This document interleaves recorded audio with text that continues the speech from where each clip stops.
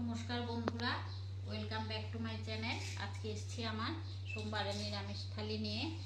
এখানে আছে গরম ভাত, পাটপাতার বড়া, ভেন্ডি ভাজা, মুগ ডাল, আলু সেদ্ধ, ঝিঙে আলু দিয়ে তরকারি, আর নিয়েছি লেবু আর জল।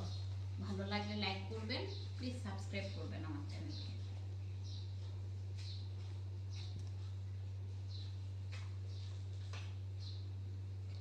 সেদ্ধ দিয়ে খাই।